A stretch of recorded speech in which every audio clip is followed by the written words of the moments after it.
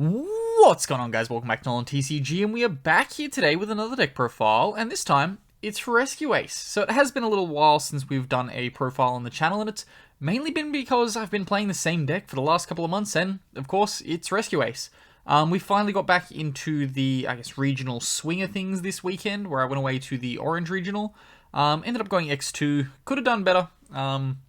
Really, I was pretty disappointed in especially one of my losses, but yeah, no, I guess X2's fine. Deck proved to be good enough. It was just, yes, one of my losses I bricked pretty hard. And that does happen with this deck. So sometimes you will open 5 monsters and none of them rare lifter, and you will just kind of lose to one hand trap. And that's what happened. But before we get started on this one, as always, please do remember to drop down below and hit that subscribe button if you are new here, because we are always happy to have new people to the channel.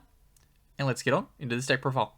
Before we do get started on this one, though, it is brought to you, of course, by yourplaymat.com, who got us our beautiful NolanTCG Extra Deck sleeves. These are available on yourplaymat.com, as well as you can get custom sleeves and custom playmats, so whatever you need for the current format. There is an affiliate link in the description down below that does get you a little bit of a discount on your order. Also, enter the code NOLAN10YP for 10% off your order. Also kicks back a little bit to the channel, so everything will be very much appreciated. If you're shopping there, you're getting custom sleeves, custom playmats down. Make sure to enter our code at checkout. But let's get on into this deck profile. Okay, so starting us off, of course, is the Rescue Ace line, and it is effectively pretty simple. Your Rescue Ace line only really ever has 1 point of variance nowadays, so starting us off, of course, is the 3 copies of 1 card full combo, 3 copies of Rescue Ace Airlifter. Of course, use this Search Emergency. Emergency gets you 2 Hydrant, which is the next card off. Then that then searches the Turbulence, which comes next. We're playing 2 copies of Turbulence. And then that is effectively a full combo. Turbulence then, of course, sets 4 from deck. And then your extenders and everything else that you have can kind of help you play around from that point. So, realistically, these are the 3 most important cards in the deck. Definitely wouldn't suggest, I guess, playing Turbulence at 3. 2 is fine. If you want to get risky, you can cut it to 1. But I find that only playing 1 Turb makes you play into Nibiru harder when you're trying to push for game. And, that weirdly is something that's become awkward in this deck, is a lot of people put in Nibiru because they don't know what's happening, and then you just kind of can get hit with Nibiru when you're trying to kill your opponent. It can be rather awkward, and it's a strange situation. It happened a lot, especially at the regional, where my opponents were putting in Nibiru for game 3 just to stop me from killing them, and I was like, okay, sure. But I guess there is another thing this deck can lead your opponent to thinking that Nibiru is a good choice, and you can punish them then for going the standard 3-card combo, and then they have a dead Nibiru in hand, and then you just need to be more cautious as you're pushing for game. So after that, we have the rest of our Rescue Ace lines. We've got our 2 copies of Preventer. Again, definitely a 2 of. This is not a 1 of. You cannot cut this card down to 1. 3 is too much. 2 is perfect ratio for this, given that everything is very easily searchable. Then we go into the next package. So I personally am a big fan of Impulse into Fire Attacker. So the main reason why I like Impulse so much is because it's a 1 card out to Pearly. The Impulse being able to activate its effect, which doesn't effectively negate the Pearly Noir. It stops your opponent from activating the Pearly Noir. And that is a very good way to out it. So you can slam this on the field. The amount of times my opponents will be like, what does this do? You explain it to them, and then they go, oh shit. So they immediately have to chain, and then you just Impulse, chain, summon from deck, and you've burnt 4 materials off Noir from just 1 card. Very, very good. I do play the Fire Attacker so that I can use this as an effective hand trap going first when my opponent activates to add from deck to hand. Chain the Impulse, summon the Fire Attacker. Fire Attacker sees the add, triggers, draw 2, discard 1. It is... Honestly, it's very good. It just plays hard into Thrust. If that is something you are very worried about and Thrust is prevalent at your locals, I would very much not play the Fire Attacker. But if you aren't so worried about Thrust, yeah, then Fire Attacker is the way to go. The other card, Fire Engine, was something that I have messed around with, and honestly, it can probably find a way in your sideboard, but, you know, at the end of the day, I didn't feel like both in the main deck was useful. There are applications where having the Fire Engine is good, but it doesn't come up as much as you'd think, being able to Impulse into Fire Engine, have Fire Engine see a special, and then trigger. Yeah, especially against like Unchained, which is probably the hardest matchup for this deck. There's just not really a lot of situations where that happens, because their monster effects trigger in hand, Impulse can't respond to that, and the fire attacker just becomes kind of useless. That does wrap us up here for our Rescue Ace monster line, of course, since we're not playing Fire Engine. We do then have our rest of our package. So we've got the 1 Mad Flame Kaiju and double Nibiru. These cards help you out a lot because we are, of course, playing Small World. Being able to go one into the other into a Rescue Ace is fantastic when you're going first, so having the hard open Nibiru isn't the end of the world for you. Weirdly, again, you can also cross out the Nibiru if you go for like big combo in game 2, which is, yeah, good reason to have the Nibiru in the deck. And then last off for our monsters, we have 3 copies of Ash Blossom and Joyous Springs. We are side decking the Ibly Lock, so we want to always have that in going first when we know we're going first, because we don't want to dead draw it going second. So I just opted to not play that card in the main deck.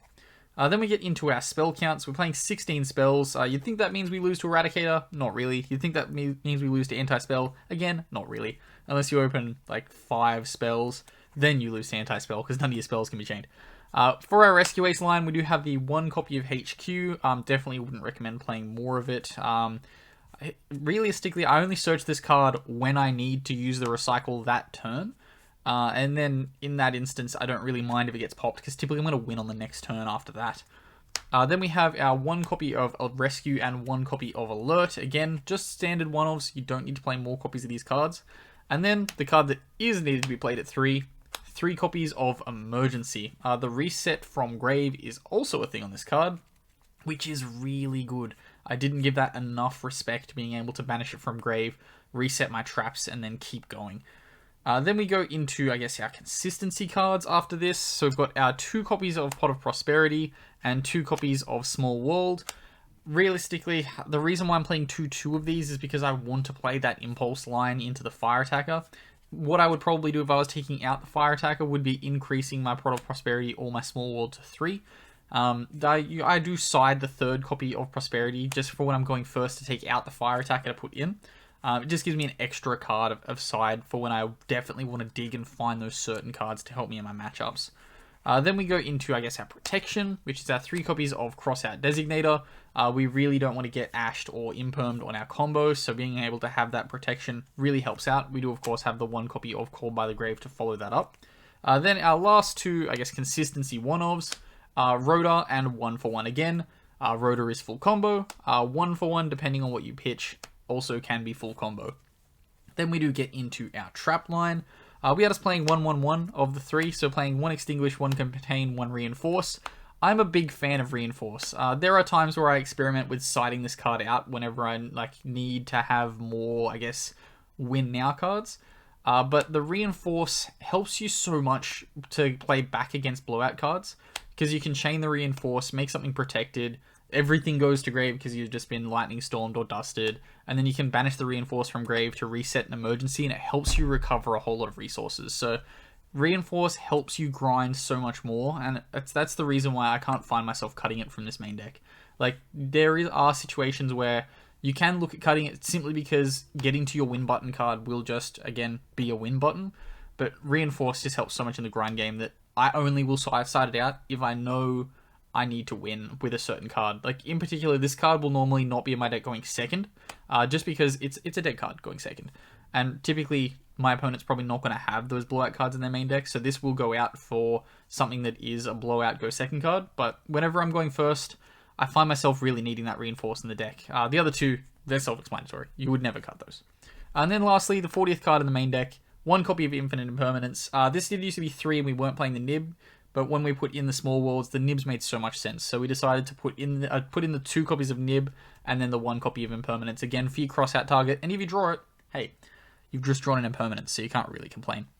Okay, now we do have the extra deck. And the extra deck, you'd think in a deck like this, isn't the most useful thing in the world, but it does become one hell of a toolbox. And in certain situations, you can go in certain directions with your extra deck. That will just win. So it's definitely something that you shouldn't slack off on. But at the same time, you can afford to Prosperity 6 and have it not really wreck your day. Prosperity 9 can be awkward. Once you go above that, you're probably going to have a bit of a bad time. But starting us off, we do have our Link 1s. I have chosen to play the 3. You don't necessarily need to play all 3 Link 1s. You can afford to probably cut 1, maybe a Link Karibo. Weirdly though, it has come up with the Linkuriboh having 300 damage is game, and being able to turn a Hydrant into a Linkuriboh just to poke for that little bit more gets you there. It's a strange thing that you wouldn't expect to come up, but it does. And when it does, having the Linkuriboh is really good. The Anima, of course, punishes people that don't play around the Anima. Like, it's really good. And then the Almirage is here for transitioning through into the rest of our Salamangreat package, simply because we want to have a Fire Link 1 if we're doing the Impulse... not Turd Play, Preventer Play. If we're doing the Preventer Link plays, we want to have the Almirage to link off if we have to hard normal summon the Hydrant. Then we have our Link 2 lines, so we've got one copy of Dark the Dark Charmer. Again, punishes opponents. You can go Linkuriboh or Anima into Dark Charmer, take a Dark out of their grave, go into your Link 3, Nightmare Unicorn, and then you can really, really wreck your opponent's day. Same with the Heater. Having both of these cards covers so many matchups where it will just help you win. They have a Dark in their grave, cool, that's a free access code talker. If they have a Fire in their grave, you get ashed, cool, free access code talker. And then you're going to rip your opponent's board to shreds, and you're going to have a pretty good time doing it. Then we have the last of our Link 2 that I guess are generic. This is the most cuttable card in the extra deck for me. I personally do not like IP in the extra deck. I have been meaning to cut it for ages. I just don't like cutting, or there's been no cards that have jumped out at me where I've been like, I need to have this in my side deck. I'm not really a super fan of playing Heatleo. Oh, sorry, not Heatleo. The Fire Link 3 Code Talker. Heat Code Talker? I can never remember the name of it, to be honest. I'm personally not a huge fan of it. I don't like burning myself just for the extra draw. Overall, IP couldn't be anything, but I'm just not 100% sure what it should be. If anything, I'd probably put in... I used to play Top Logic Trisbania. I'd probably put it back into the deck, simply to push for time against trap decks. Then we have, I guess, the last of our Link 2s, or I guess for what gets us into our next packages. So we have our one copy of Sunlight Wolf. Honestly, this card's amazing. Being able to loop back your fire cards in your grave is great. And then typically from there, we'll move up into Salamangreat Heatleo, a card I never gave much respect to, but since I've put it into the deck, this card puts in so much work. Not having to discard to remove pesky back row is just so free, so I definitely recommend playing this at any chance you get. One copy of Unicorn. Honestly, it's here as a transitional dark to get through to access code. It's honestly very rare that I actually use the discard and shuffle back effect, because normally I'm pushing for game and it's making me very hand light. I guess the one time where this card is the freest discard in the world is if you hard draw, if it's, say you're going through and you hard draw the Reinforce, then you can just discard it, banish the Reinforce, set a spell back from grave, good times. Then, of course, we've been dancing around it, but access code is the last of the more general Link packages that we have here, because you're just going to go up. Access code goes to 5/3. That plus Turb is over 8k.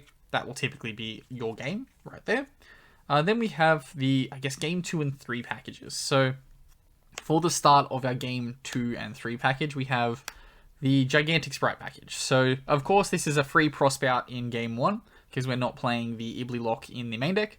But, of course, your Ibly Lock comes in when you're guaranteed to go first. And then, yeah, we can really punish our opponent. It forces either an Imperm on this or the Turbulence. And realistically, you don't really care if, like, say if Gigantic Sprite gets Impermed, cool, you have a free Turbulence set for you. You don't have to stress about that anymore. If they choose to Imperm the Turbulence, you extra clock them. And then you're good. We're great. And then lastly, we have 2 rank 4s. Baguska is in here for stuff like Flondereese and I guess the new incarnation of Kashtira. Yeah, overall, slap this on the board. Hopefully that wins you the game. And then we have the Abyss Dweller, of course, for Unchained. But that does wrap us up here for the deck profile for this one. So as always, if you do have any recommendations or things you would change, do make sure to comment them down below. And of course, I've been Ben from NolanTCG, and have a good afternoon, everybody.